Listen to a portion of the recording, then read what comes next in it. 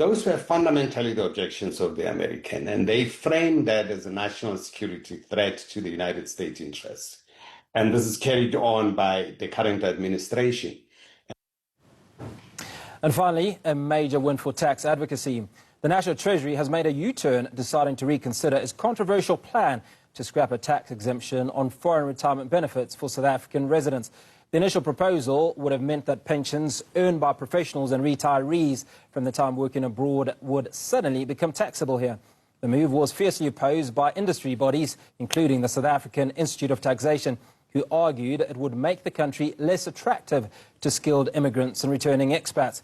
To break down this reversal, what it means, we're joined by Keitumetse Sesana, Acting Deputy CEO of the SA Institute of Taxation, who was instrumental in making the case to Treasury. Keitumetse, good to speak to you. Thanks so much for coming onto the show. Thank you for having me, Hugo. So why was it so critical to stop the repeal of this tax exemption on foreign pensions? So we need to go back to the beginning. And we understand that National Treasury and SARS's objection or objective is to broaden the tax base. It works for South Africans that we don't keep dipping or taxing the same tax base, right? That's why we're also squeezed as we feel the middle income plebs. This particular amendment or this proposed amendment would have circumvented that very objective of attaining and retaining people to come into South Africa to spend their money. Essentially, people who have earned income abroad are then exempted, so that income is exempt if they're no longer South African tax resident, and even if they come back to South Africa, that exempted income cannot be taxed by South Africa. This proposed repeal of the Section 10(1) Cap C2 amendment would mean that any foreign retirement fund or annuity or lump sum that you earned when you were not a South African tax resident would be taxed here. And therefore people here tax, and they were not going to come to South Africa. Well, that seems pretty unfair for the ordinary person, right? It's very unfair. It actually circumvented one of the canons of taxation, being certainty. So what I'm keen to know is, how did SARS even arrive at that before we get to a place of repeal? So if you look at the expenditure memorandum, there were two instances that they looked at. Because we have this exemption, South Africa loses its outright right to tax foreign retirement funds because we have the exemption. Even in instances where the foreign contracting state would give us the permission to tax the income, because of this exemption, we weren't able to. So Treasury and SARS looked at that and said, we have to obviously circumvent this double non-taxation and therefore repeal the exemption. What they lacked or did not do was to analyze which double tax agreements this would actually affect. And the blanket repeal is what caused this upheaval and push back to Treasury to say, no, go back to the drawing board, because this would circumvent people coming to South Africa, and it cascades. We don't have foreign direct investment, there's no value-added tax consumption, and we just continue taxing the very same base. Well, I've got one more question. That speaks to what we understand, that Treasury has stepped back for now, but yes, from what we understand, the issue isn't fully closed. So what does a balanced long-term solution look like? So the balanced long-term solution, and we must give it to National Treasury, Hugo, it's not right for a country to give away its taxing rights, which is what we do by means of this exemption. What National Treasury has said recently, we met them in Parliament at the SCOF, is that they're going to go back. It's a partial withdrawal for now.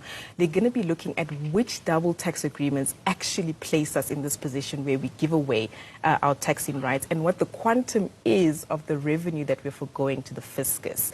You're very right that it is not, it's just a stop, it's a pause for now. So South Africans that do have these foreign retirement funds or annuities can continue with the status quo. But please note that Treasury is going to go back, and a balanced approach in our perspective would be, and we've made this in our submissions, consider grandfathering or carving out. So those who have contributed to foreign retirement funds on the basis of this exemption should then have those, money secured and not fall within the tax net. That is very fair.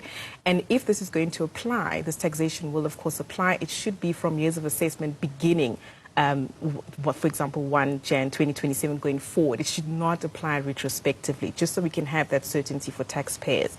But South Africans must note that we cannot have this continued double non-taxation. It's not good for our country either. So very quickly, I'd imagine that Treasury has SAIT on speed dial.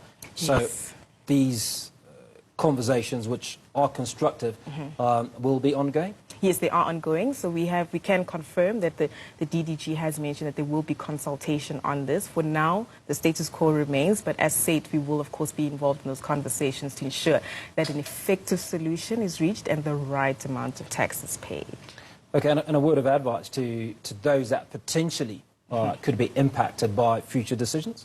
So it would be consult with your tax practitioner, registered tax practitioner, understand what your status is, quantify what the possible taxation could be if you do become a South African tax resident, and then look, of course, at what the double tax agreement in your contracting state would say, and have those arguments ready so you can present to Treasury. In fact, Hugo, we had individuals for the first time this year, when we had the workshops with Treasury, come and present their case to say, I come from the UK, from Canada, they're not taxing me there, why are you taxing me here? So Treasury wants to see those numbers. So have that on hand.